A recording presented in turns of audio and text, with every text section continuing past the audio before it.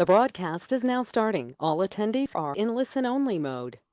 Good afternoon, everybody. This is Susan Sweeney, one of the deans at eLearningU, and I'd like to welcome you to today's program, How to Get Ahead on Creating Social Media Content for the New Year Now. For anybody that's new on our call, we go for about 50 minutes of great content, and then we have about 10 minutes of Q&A, and we do our Q&A one of two ways. You can type your question in the question area as we go along, and I will read those questions out to our expert, Karlyn Williams, today.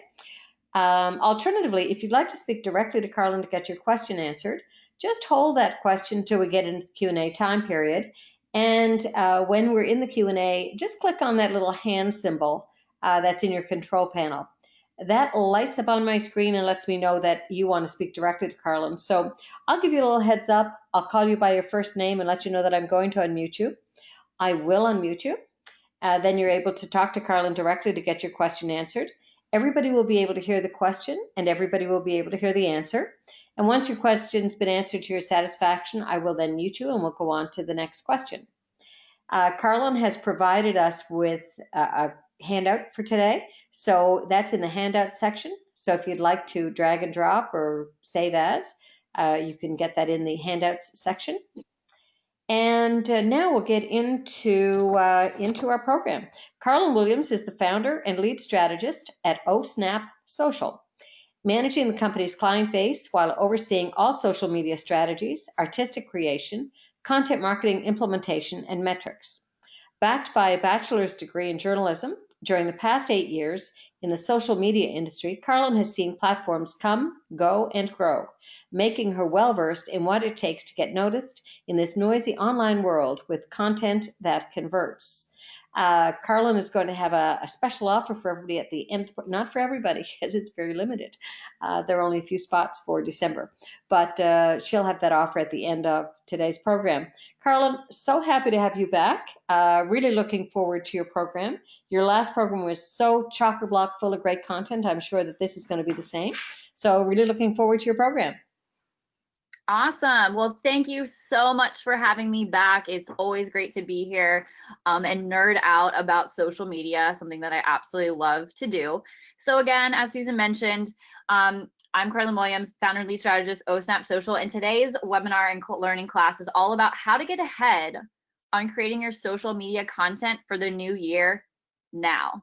So I know the holidays are right around the corner and we're all kind of stressed, but there's a way that I've been helping my clients really hone in and focus in on how to create content in a short amount of time to set you up for success as you proceed through not just a new year, right? Like a new decade. I cannot even believe that we're in a new decade almost. So just as a recap here for today, we're going to be going through a few different things. I want to make sure here's an overview. We're going to first talk about how to set up a custom editorial calendar. Maybe you have one of these, maybe you don't, maybe you don't have one yet for the 2020 upcoming year. How not to just brainstorm your content. We're going to talk a little bit about that as well. Create content like a boss, but actually create it in real time. We're also going to talk about the repurpose process. And if you hung out with me in our last webinar where I kind of dug really deep into Instagram stories, you might be familiar with this concept. So we're going to revisit that in a more cohesive, generic way as it comes to creating content. And social media toolbox, what I use personally for myself and for my clients to take one piece of content and utilize it 4, 5, 6 different ways. And then finally, you're going to learn how to measure what matters and set those goals and make sure that, especially on Instagram, you're tracking those things. So that's kind of what we're going into today. And without further ado, let's just dive in. Oh, one more thing. We're also going to talk about the rules of engagement on Instagram. I got a lot of questions about this last time, like how do I grow my Instagram audience, especially with them kind of having more of a crackdown on spam bots and all those things and those tools that used to help you grow. We'll talk a little bit about there. There's a really cool strategy that I use every single day and I can't wait to share it with you. So let's go forward. So first is the editorial calendar. So with the editorial calendar, in order to know where you're going, you have to have a roadmap, right? Like that makes sense to all of us. So this is a place where you write down all of your upcoming events, promotions, specials, annual conferences you attend, annual meetings that maybe you're planning for your industry or your company for the year. So take a few minutes right now and write those down. It doesn't need to be in a formalized thing. Just have it down, because sometimes just getting it out of your head and on paper really helps, just one, alleviate that stress that we're all probably feeling during this holiday season, but also just get you, again, ahead, gets you organized, thinking ahead of where you're at. And then national days that are relevant. Now, let me caution you here. National days are great if they are, again, relevant to your business. So if you have, I always use this because National Puppy Day, right? Everyone loves dogs and animals and pets and cats, whatever it is on the internet. It's like internet gold.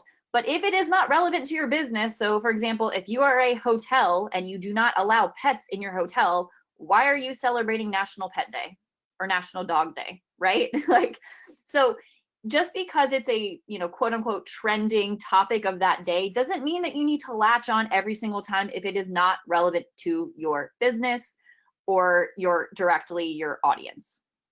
So just keep that in mind. There's a great resource here. You might want to write this down. It's nationaldaycalendar.com.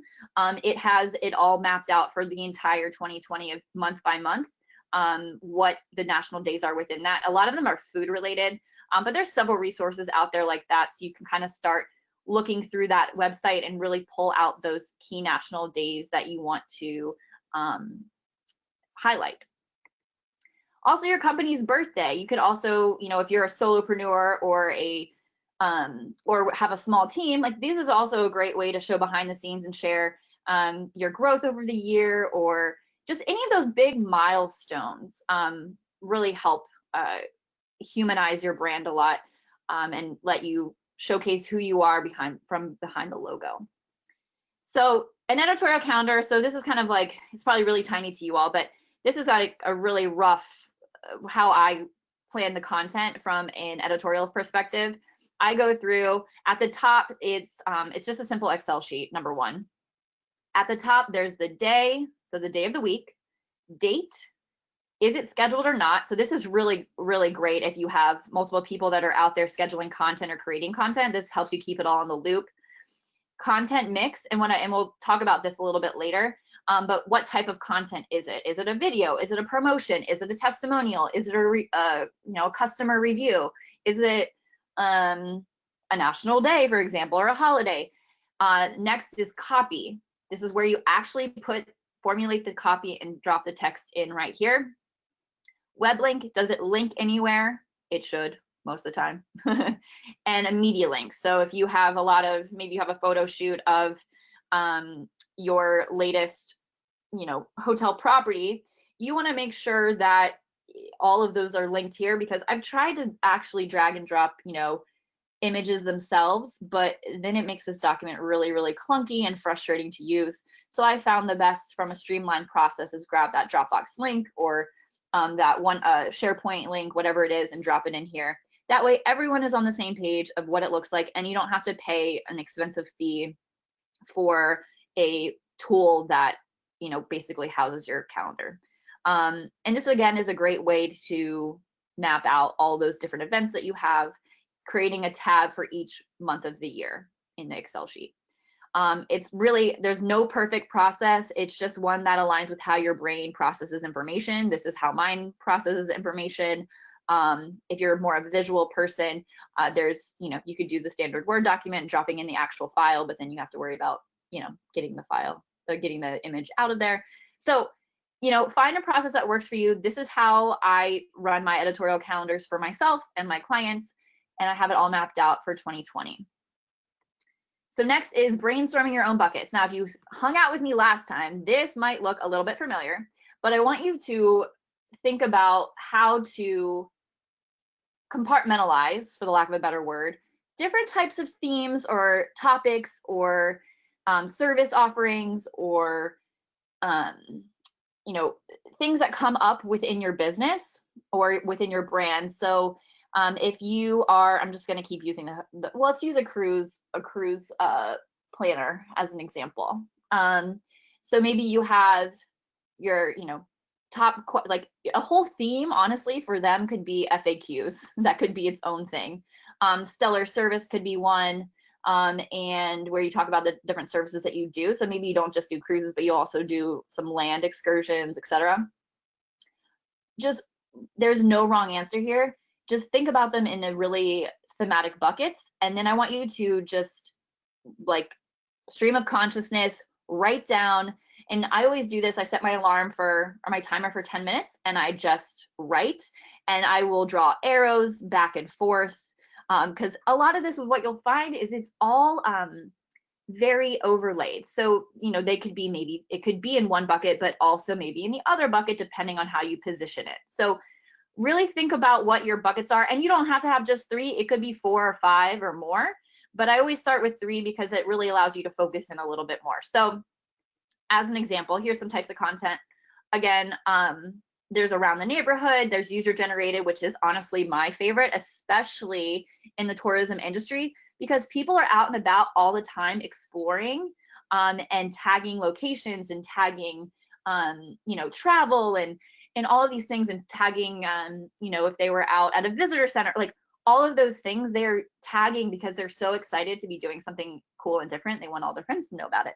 And what's great about it for you, from your standpoint, is if it is a public, let's just go with Instagram. If it's a public Instagram account, you can utilize their photos. However, I do recommend asking for permission. It's just like a courteous thing. But if it is a public facing account and you can see their image, you can use their image and just cite the source. But again, asking for permission is always kind. Service showcase, what it is that you offer. And of course, behind the scenes with people in the photos, always just crushes it in terms of metrics and engagement. Showing people's faces, showing people having a good time, that really helps be relatable and, again, human to your potential clients and customers. Oh, and again, these types of content, it doesn't necessarily need to be these. It's just something to kind of get your brain juices flowing a little bit. So around the neighborhood, so here's Intercontinental DC, the Wharf. This is a new hotel that opened on the waterfront in Washington, DC. I live about 20-30 minutes outside of DC right now. This channel is doing really, really well because it is highlighting all around the area. So if you see the first photo there, that's one of the local bars in town that has a great view of the Potomac. There's a view of the water there from the pier, you know, maybe highlighting a local chef that was on a TV show.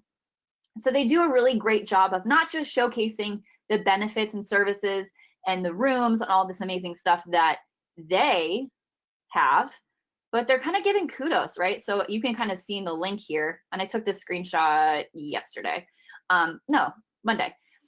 They have the todayshow.com. So they were mentioned in the Today Show because their chef was giving Thanksgiving tips. So it's just a really great way to give kudos to yourself, encourage people to explore the neighborhood around them when they are visiting, and, you know, hopefully use them as a trusted source and a resource, not just for, you know, the top-notch hotel that they are, but also that there's other things to do in the area. I hope that makes some sense there. User generated, again, this is my favorite. So this is Baker's Cay Resort. This is a new resort out in Key Largo. I was attending a wedding there, and I was getting really excited to go because of all the amazing content they were putting on their Instagram account. So this is, again, from this at Soto, whatever their username is. This is from her account, and she took this photo, tagged Baker's Cay. They saw it, they got to share it. So it allows you to look for people who are leveraging your offer, leveraging your space, visiting your building, visiting your restaurant, whatever it is, or even just like other local businesses, to see what people are up to and then share that experience with your audience, because it makes you more relatable, because, oh, that person is relatable to me and they're going there. I want to go there too. So again, it's people selling to people, not logos selling to people. And again, always get permission before sharing. This is this is what I do. That doesn't always mean everyone does that.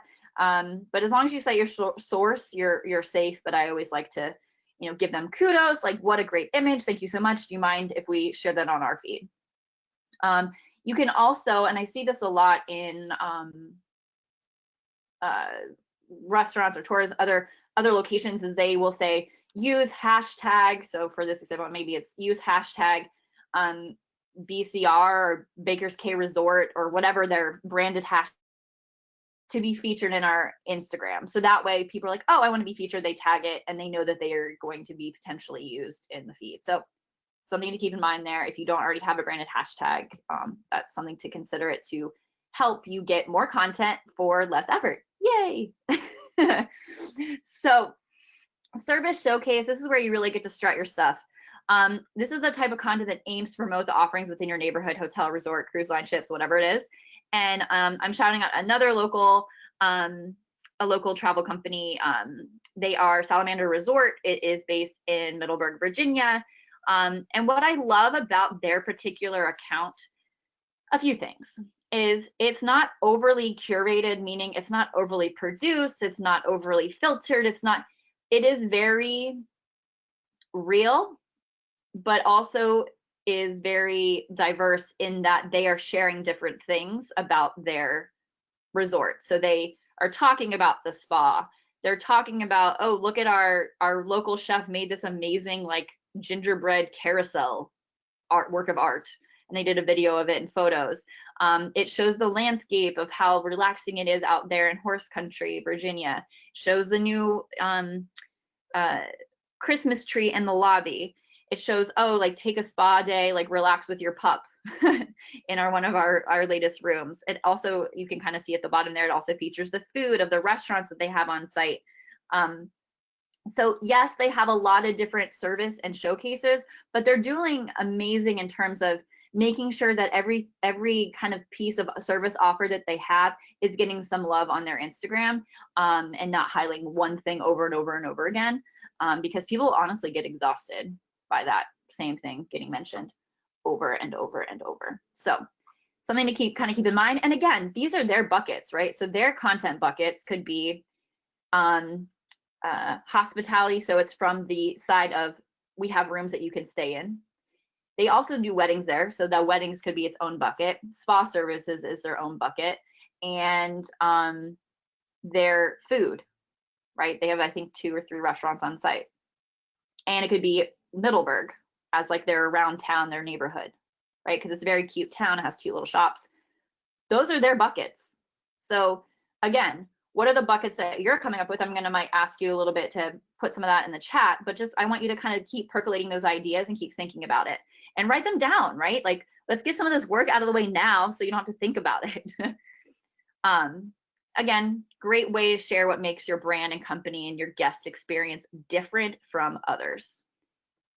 So behind the scenes, this is my favorite as well. I mean, user generated is always my favorite because it saves you time, but behind the scenes really allows you to share what happens behind the logo. And Mari Smith, I was at Social Media Marketing World in San Diego last March. I'm going again this March, but she mentioned that 74% of your content on social media needs to start being video. And that doesn't mean promotional video only. It means like be human on video, show your face, show the CEO's face, you know, and sometimes that takes some buy-in, especially from a corporate level, but it shows that relatability and that human element that people will latch onto because you are approachable, and they'll start to know, like, and trust you. As marketers, many of you already know that know, like, and trust factor is fierce. And on social media, it is no different, especially with how a lot of the algorithms have been going on Instagram and Facebook specifically. They are really tailoring content visibility around being human. And I have some data from some clients where we'll try a different mix of things, and every single time when it's a picture of them doing what it like triples the amount of performance than the other pieces of content.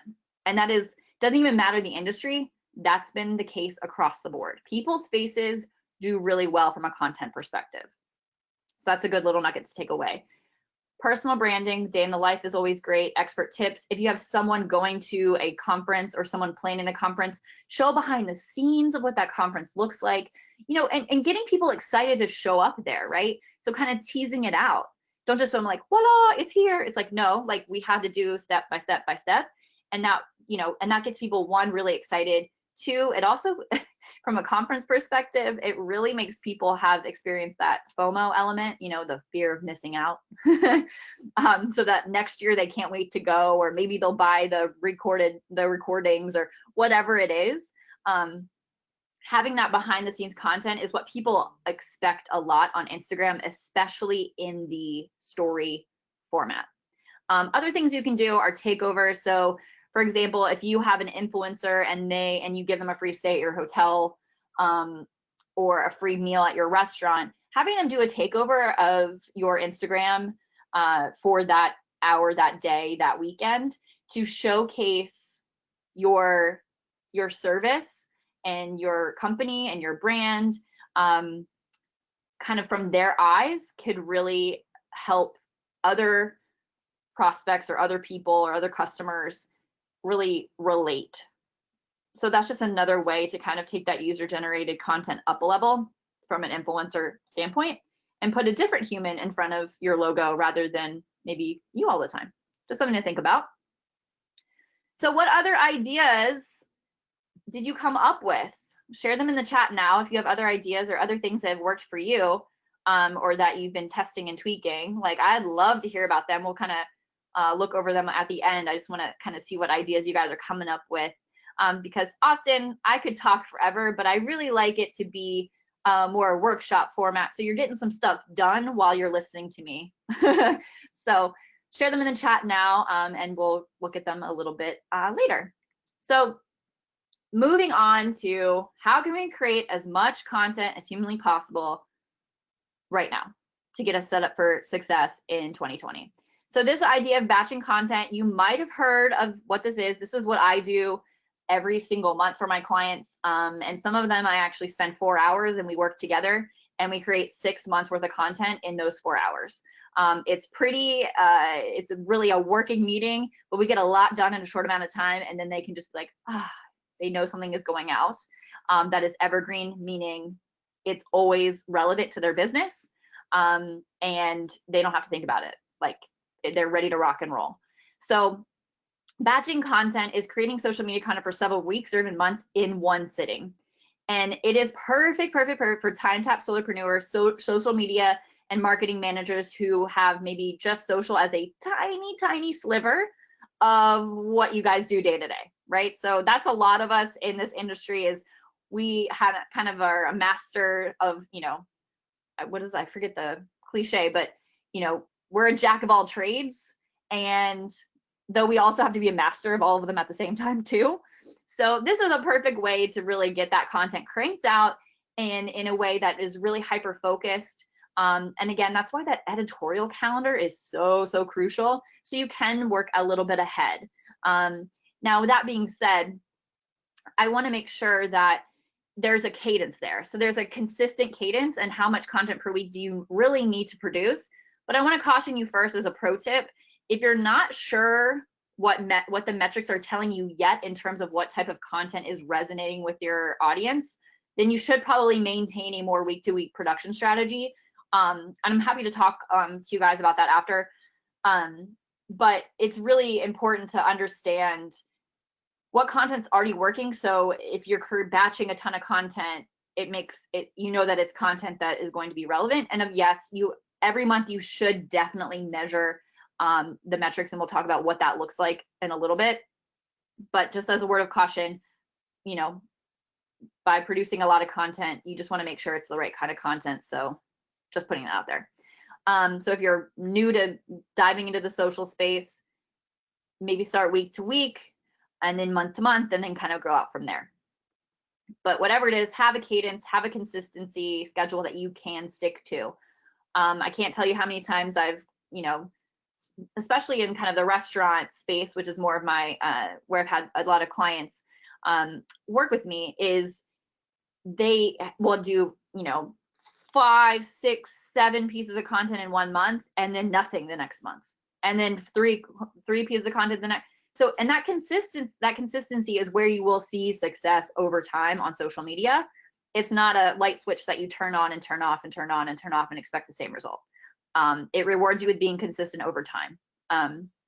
So an example, so if you want 3 posts consistently every single week, this is content that is evergreen, meaning again, it never changes. It's always the same.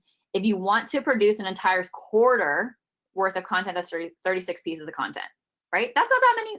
That's not that many. I know you probably like maybe laughing at me and be like, that's a lot of content. But I think when you'll see this process, it'll make a lot more sense because of that repurposing strategy. So let's organize. So this is kind of the meat of this webinar here. This is about really honing in on the process. So you did your brain dump of all your brainstorm content and your thematic buckets, and you're like, okay, great. I have all these ideas. Now, how the heck do I organize them all? So I think the first thing is really important. I think a lot of people skip over this step is, what is your 90-day focus? If 90 days is kind of like hard to grasp, what's your 60-day? 30 is not enough. What's your 60 to 90-day goal? What do you want your followers to do? What do you want your audience on social media to do? What is your call to action? Do you want more emails? Do you want more bookings? Do you want more meeting? Like, whatever it is, I want you to write that down right now. If you don't know what it is, write down what you ideally think it should be. And just to have like kind of an example here. Now, from that brainstorm content, I want you to create 6 to 8 different titles that could be relevant to those buckets or those particular brainstorm ideas that you came up with that then relate back to the 90-day focus. So it's kind of like playing a little bit of Tetris here with our ideas, but I promise it'll be a lot easier, because if you do all the thinking now in one brainstorm, creating the content will be an absolute breeze. So then I want you to write a brief outline. So this includes engaging questions. People really like to have that hook, that attention grabbing question in the beginning, or maybe in the end, or both, depending on what your 90-day focus is. An opening sentence and a closing sentence. So for example, you might have even mentioned here, right? I said, and even Susan helped me, today's webinar is all about X, Y, and Z. And at the end, there's going to be an offer, right? And I hope you stick around, right? So I have a focus. I have an opening sentence, which that, and the closing sentence is going to almost echo the opening, right? Then I want you to press record. So yes, that's right. We're talking video here. I know if you just groaned, you're not alone, I promise. But video, again, is key to not just like getting the content out of your brain, but also it allows you to really be relatable and be human. So for example, I had a client today, I said, I have a really great blog post where I want to interview a lot of book authors, right? So she's a publicist. She has book authors as her ideal client. I said, great. Why don't you do a Zoom call with them? Yes. Why don't you do a Zoom call with them? You get a video, split screen video. Then you can transcribe that video into a blog post, and you also get a video that can either lead to the blog post or lead to their book or lead to how you got them featured somewhere else, right? So it's thinking that multi-faceted way of how can I get as much content out of this as possible in one sitting or in one effort, right? And from that video, what I love, and again, this is my approach. I'm not saying this is the end all be all, but this is the easiest way that I've been able to produce, again, in 4 hours. I've been able to produce to create 6 months of content for some of my clients. I listen back and I write the intro and teaser. It's another way to repurpose. And a pro tip here, this is really good. Pro tip here is if you have, say, your video is, on your computer, on your laptop, your desktop, just have these smartphones that have the Siri or whatever, the translator, the text, the audio to text. You can set your phone up so that it almost records the video or transcribes the video for you, rather. And then all you can do is kind of go back and make sense of the words, and it's already kind of pre-written, if that makes sense. I think that's probably one of a great golden nugget to kind of take back with you. Again, it's all about saving time. That is my MO. That's what I love to do. Save time, save brain power, and really get it so that everything is really a consistent message too from a marketing perspective. Add captions to your video. This is what a lot of people forget. That little bit more effort really can go a long way, because I think it's probably more now, but 80+% of people watch video with the audio turned off. So they're not watching it with sound. So maybe they're like laying late night dreaming of their next Hawaiian vacation. And, you know, there's someone that comes across their screen talking about their travel tips for Hawaii, and they want to watch it, but like their significant other sleeping right next to them, and so they can't put sound on and they don't have captions. So that's a missed opportunity. So hire someone on Fiverr, or you can even do it yourself. I'll talk a little bit about that, or rev.com. That's a service that I've used a lot and have had great success with it, and they have a quick turnaround, and they add captions, overlay them onto your video in like a day. It's great. And next is obviously get it scheduled. There's different tools to do that. Some of you probably already have a ton of those tools that do that. I'll share a little bit with you in my toolbox of what I use and why I use them. But I hope that didn't overwhelm anyone. It seems like a lot, but once you're kind of in the mode, it all goes really, really quickly. And it makes your life so much easier, starting and stopping and gathering that person and that photo. And it's really great to just batch it all together and you go out and run with it. And again, starting with video is always great because it allows you to speak like you are a human, but speak like a human, and be relatable to your ideal audience, rather than like feeling very formalized in a written form. And being that I come from the journalism world, like I am a writer first and foremost, but even I do this because it makes me feel like it makes it more human and relatable. Again, everything goes back to being relatable and approachable and human, and being a person rather than a stuffy corporate voice, if that makes sense. So video training, no, you don't. Don't need to be this guy over here with like 800 phones and a GoPro, and that does not need to be you, though I kind of do like his hashtag necklace or medal. But the biggest thing with video is just don't overthink it. I've seen some video content tank because it was overly produced, because in today's world, we are so bombarded with ads and video and all of the things. It's a very, very noisy internet world. Do not overthink. It doesn't need to be overly produced. In fact, it should be a little bit, especially if you're doing like Instagram stories, it should be a little off the cuff, even if it's not, if that makes sense.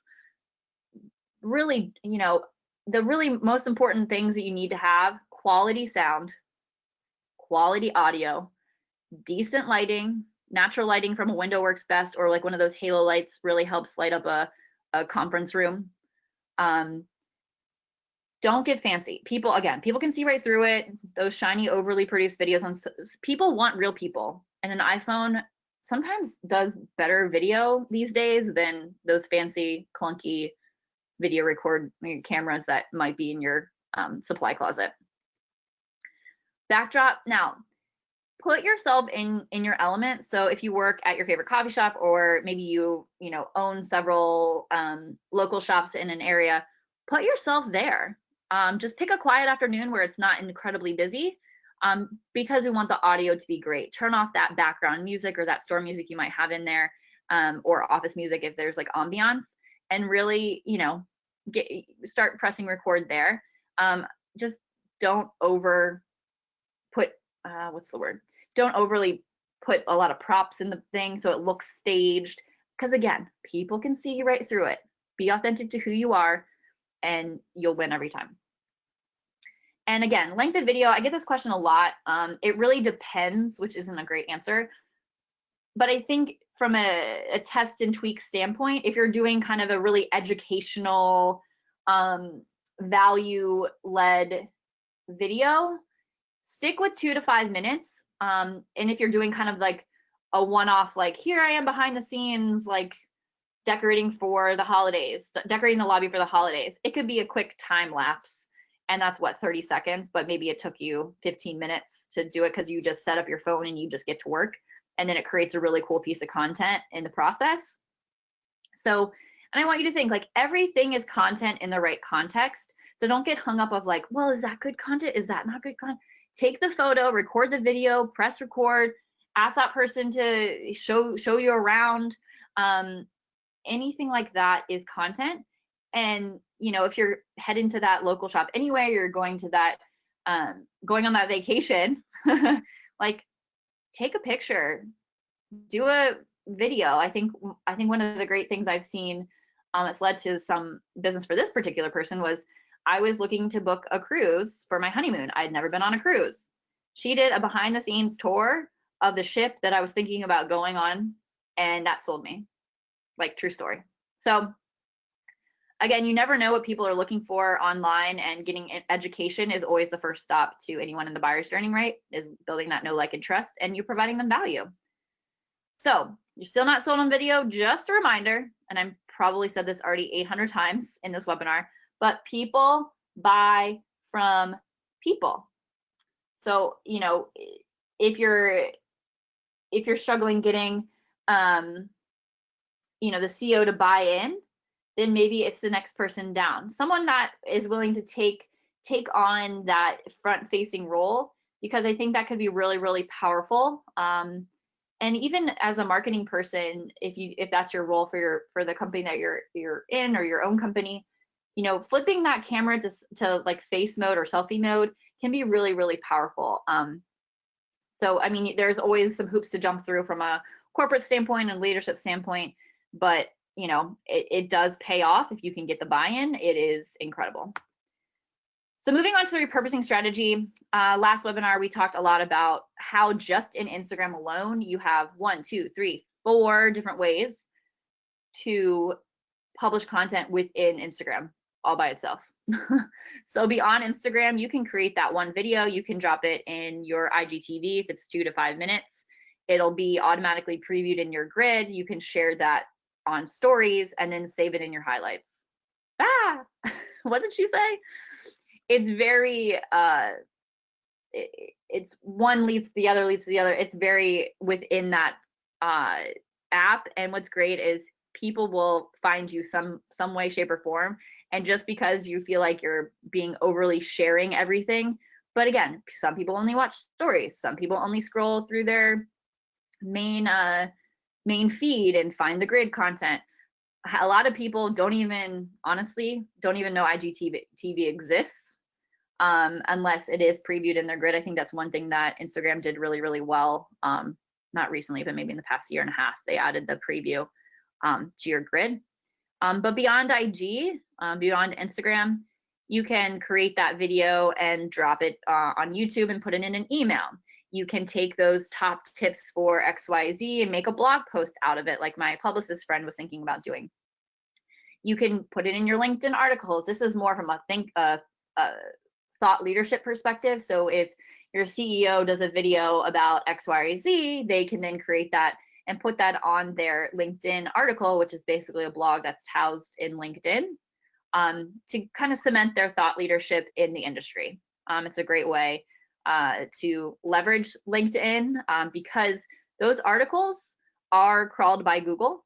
So coming up with a great headline for that people are searching for could really be advantageous for the CEO and overall company thought leadership. It can be repurposed in Facebook posts, of course, YouTube, and on and on and on. Put up on Pinterest. Just a lot of different ways that you can create one piece of content, or no, you can create multiple pieces of content. Sorry about that. Multiple pieces of content from one effort. I hope that makes sense. So here's kind of an example of, I had this quote on my feed. I shared it to my stories where it gets a lot of attention, and I put a sticker, an animated sticker that encouraged people to tap here to go read my post in my grid. Over here, it is an IGTV feed, right? So this is on my feed in my profile. And it goes directly to the Instagram TV link. I put it in my stories and then linked the Instagram TV, the IGTV video. And also in the feed, if you see that tiny, tiny little like circular icon on the left-hand side, that's also where you can tap and watch more. So you can show up multiple places, which from a repurposing standpoint and a time saver is amazing when it comes to this platform. So the toolbox, what am I using? One is a great tool, it's on mobile. It is a great app to format your videos quickly for each of the platforms. And you could probably, though I have not taken the time to do this, your text or captions on there. I typically create titles on the screen for your videos, and it's a free tool. If you want extra stickers and all that, those are add-ons. So for example, for this post again, the kind of branded background, the greeny yellow to purple gradient was in shot. You can have fun stickers, like I said, animated stickers in there. It's really a great app to format your videos quickly. So if you're putting something on Facebook and also Instagram stories and also your grid, and also it literally, it's like a tap of a button and it like reformats it all. And you can adjust it to fit the screen or have a background or whatever it is. It makes it really, really simple to, with one literal tap of your finger, it changes the appropriate size for the social space that you're promoting it on. Rev.com, I already mentioned this. This is get someone to transcribe and overlay your captions on your video for you. I've spent anywhere from $7 to $11. It does increase based on the length of video. And you can even brand it. So if you need specific colors or fonts, you can send them to that person and they will add, if you want your logo overlaid, they'll add that too.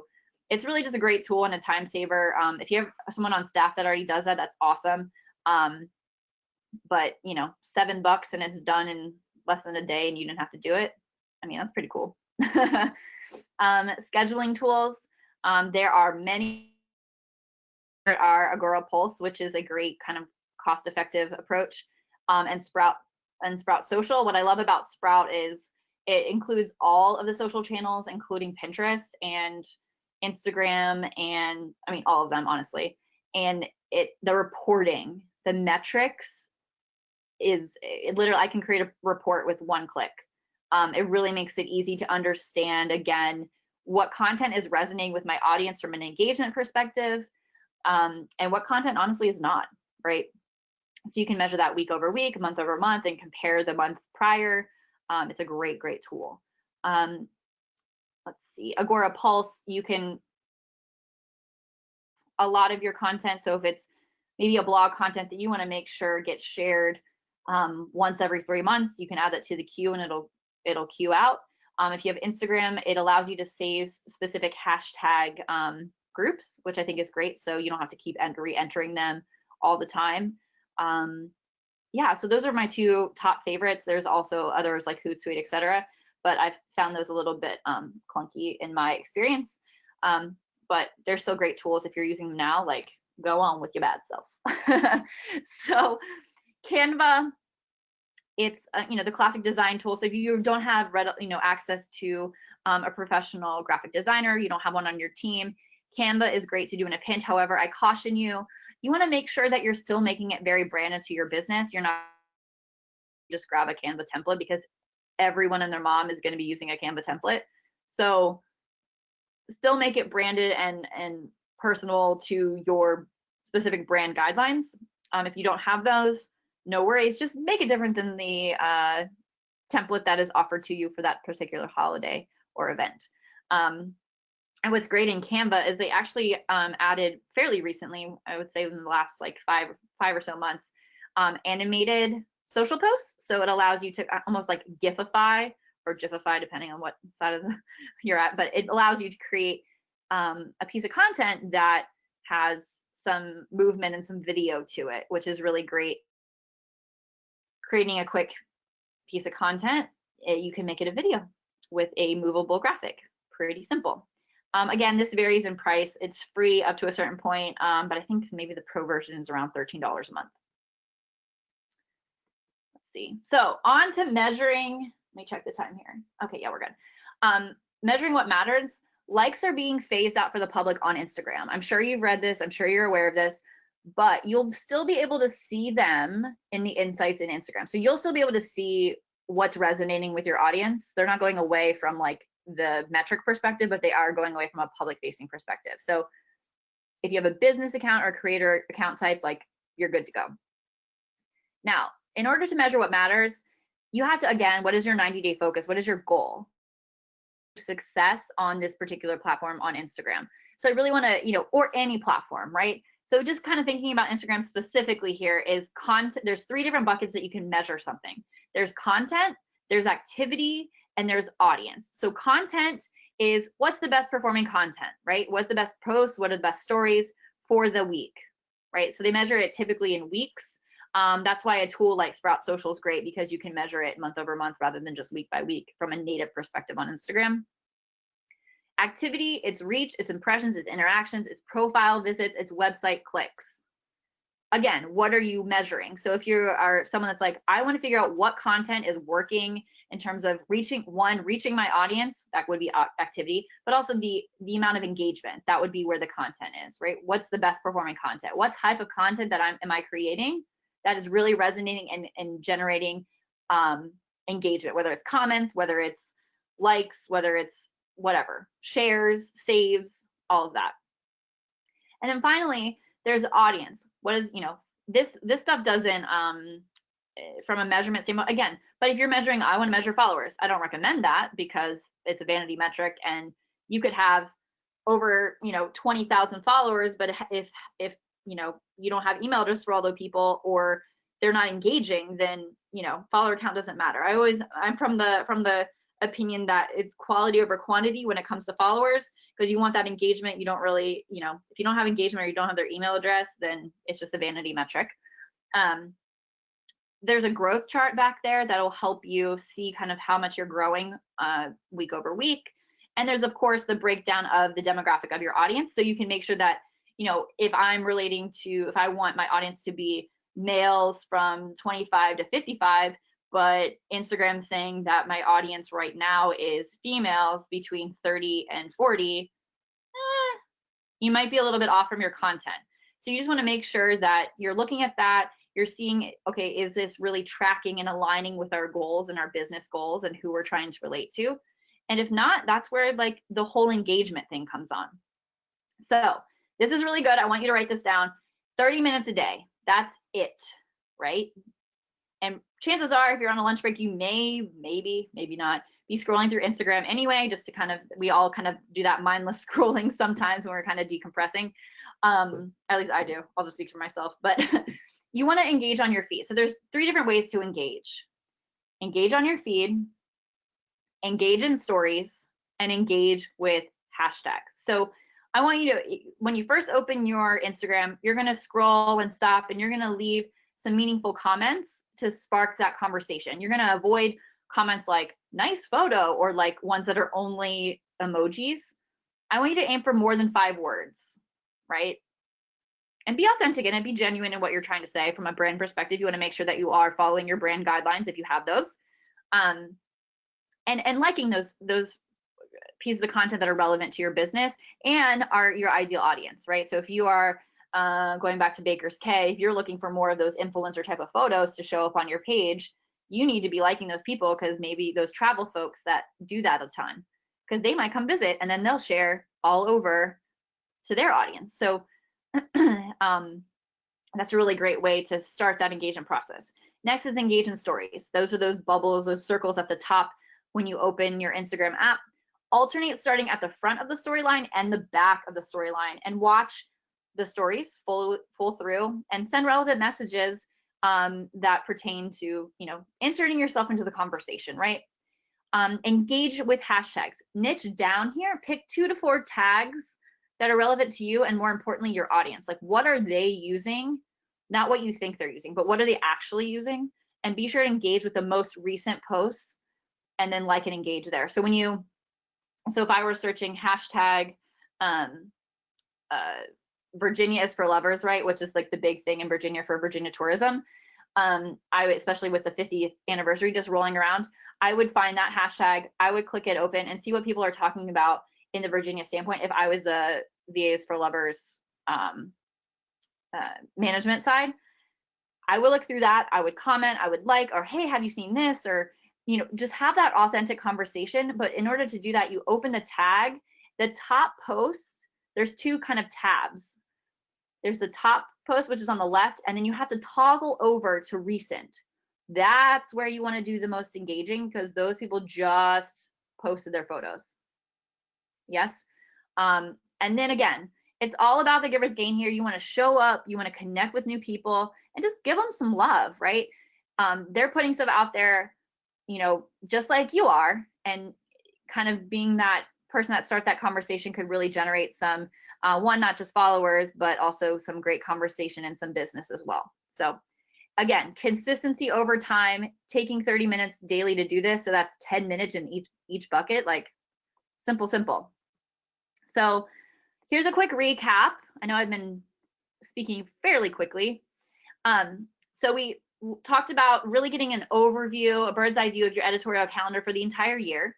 We learned how to brainstorm content, 10 minutes, just get it out there, those thematic buckets. Then the meat of this presentation was really the power of, the repurposing process and getting all that content ready to roll, and that 8-step process we talked about.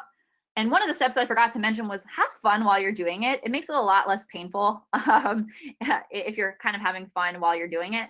I think one of my clients, she was like, I really was dreading this. And then you kind of made it fun. So I'm glad we did that. So it's all about having fun and kind of keeping a positive light onto this kind of very intense but creative process. I talked about some tools that I use.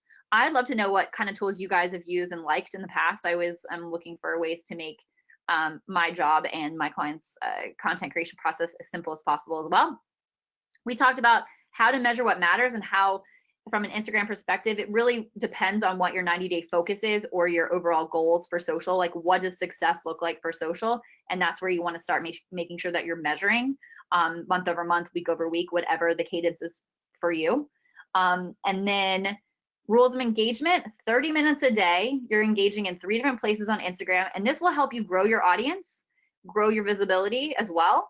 And a pro tip here, that if you say you're posting at 2 p.m., you're going to go on at 1:45, do some of this engagement, and then post your content. And you potentially, I've seen this, not with all my clients, but a majority of them, you'll see a lift in the visibility of that particular post. So that's all I have for today. So if you want more stuff, this is what Susan mentioned. I would love to chat with you. Book a content strategy call with me now. There's only 5 slots available for December just because the holidays are coming. But I really want to make sure that I'm helping as many people and businesses as possible get set up for success with this new year and decade. If you have other questions, you can email me. I forgot the .com on this, but hello@osnapsocial.com. And I'm just an email away. I really, really appreciate your attention.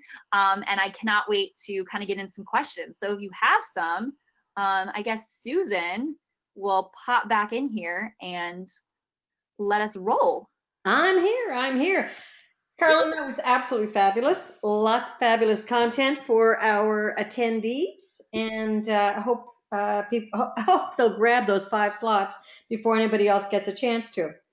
For anybody that joined us late on the call, questions one of 2 ways. Type the question in the question area, and I'll read those out to Karlyn. Alternatively, you can click on that little hand symbol. It lights up on my screen and lets me know you want me to unmute you so that you can speak directly to Karlyn to get your question answered.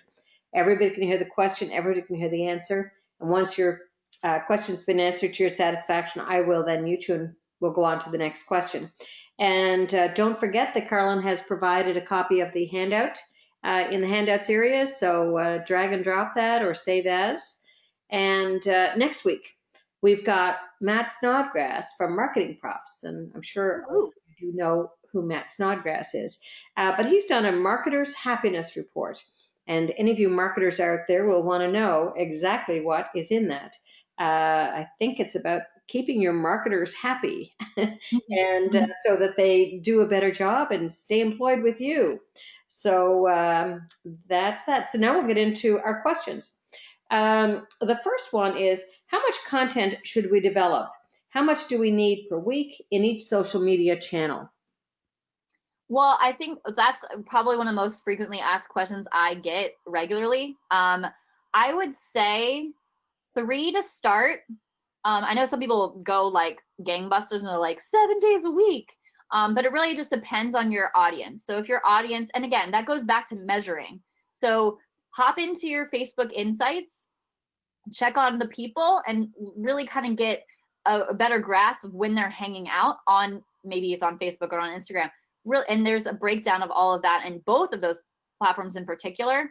And you'll see, okay, like a lot of my audience, out of the 5,000 people that I have on my page, 1,000 of them are coming in on Sunday. And that might have been like, what? Because it's a Sunday. But again, measuring where those people are and then meeting them where they're at is always the crucial. I always say start at 3 and then ramp up. Do 1 to 2 channels really, really well, 1 to 2 platforms rather, really, really well, and then expand. Okay, great. Ron has a question. Ron, I'm going to unmute you. There we go, Ron. You are unmuted. You go right ahead and ask your question.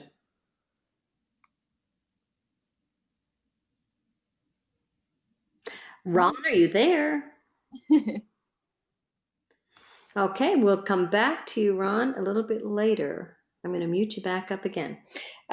Next question is, how much time should this content development take for all social media channels per person per week?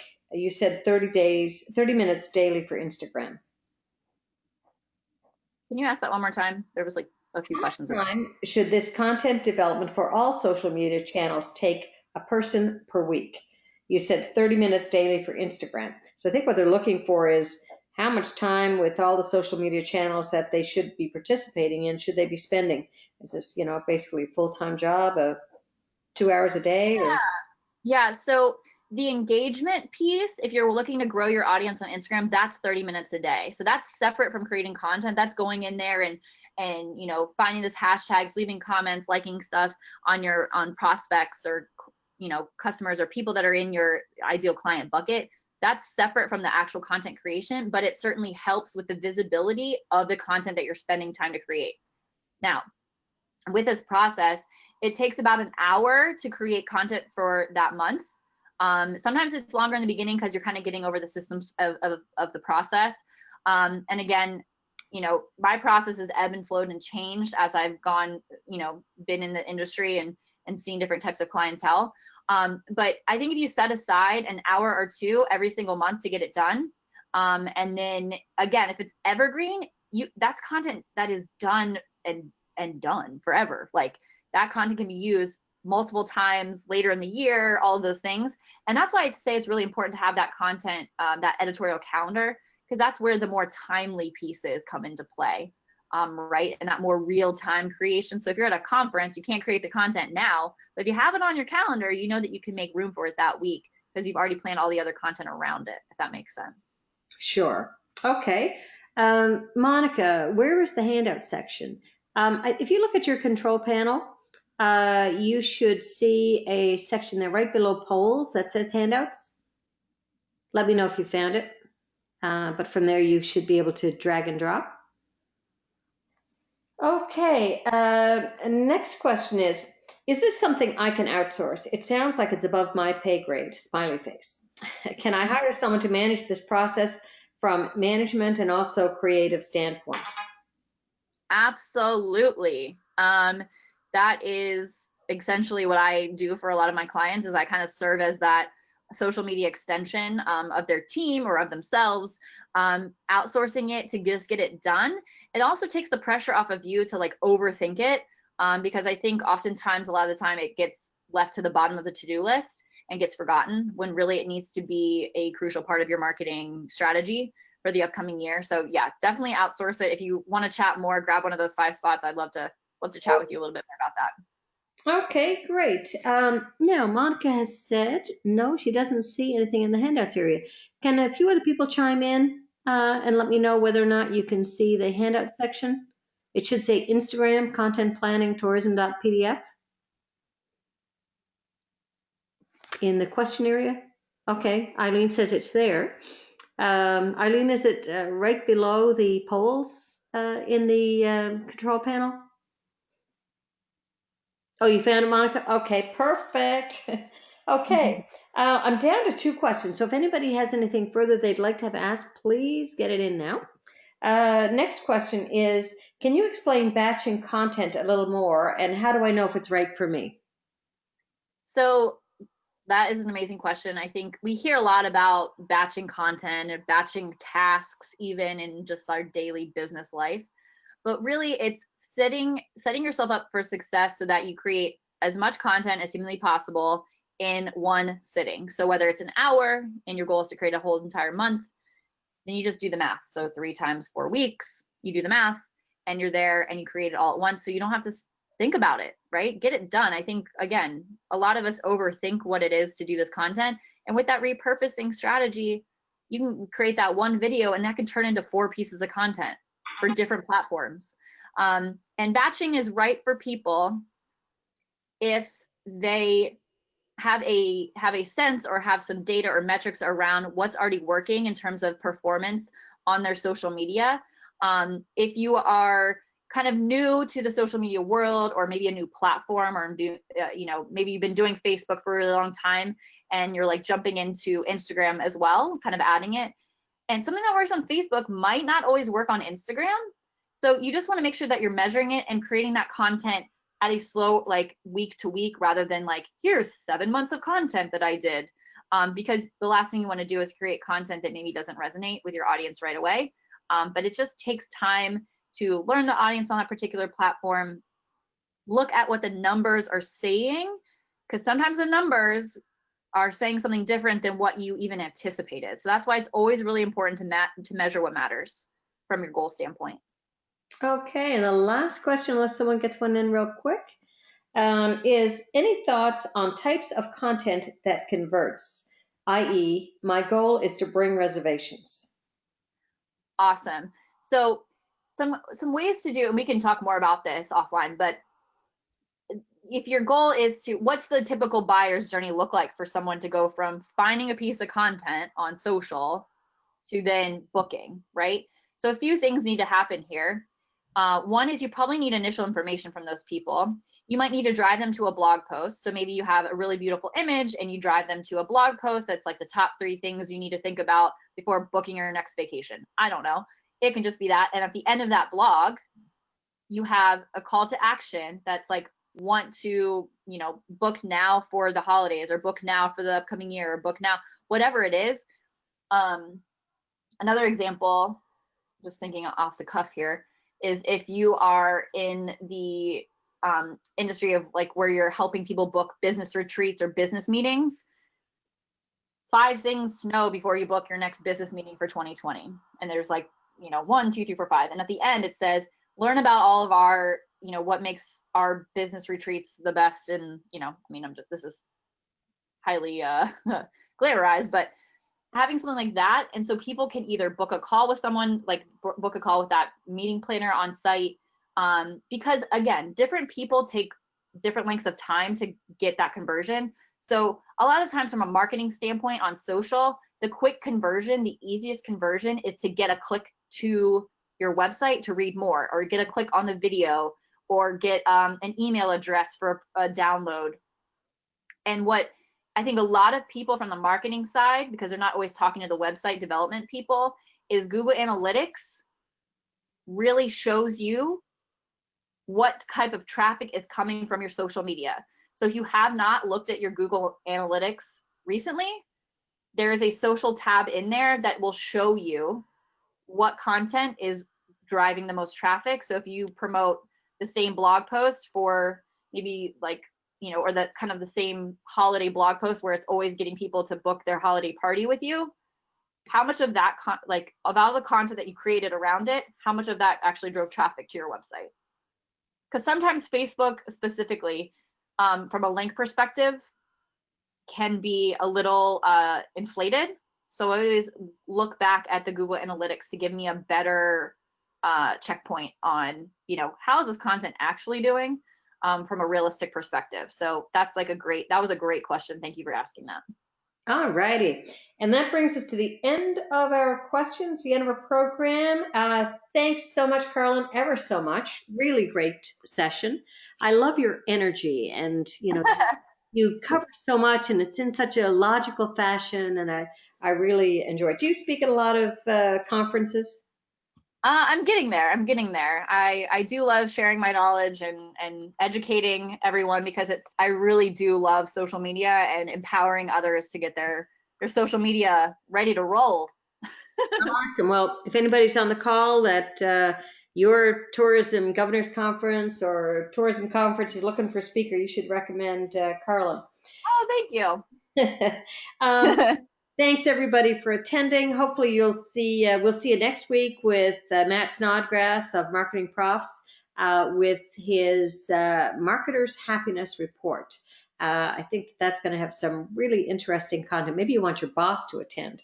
In any Yeah. case, have a great weekend, everybody. Thanks again, Karlyn. Thank you. Have a good one. Thanks. Bye-bye, everybody. See you next week. Bye.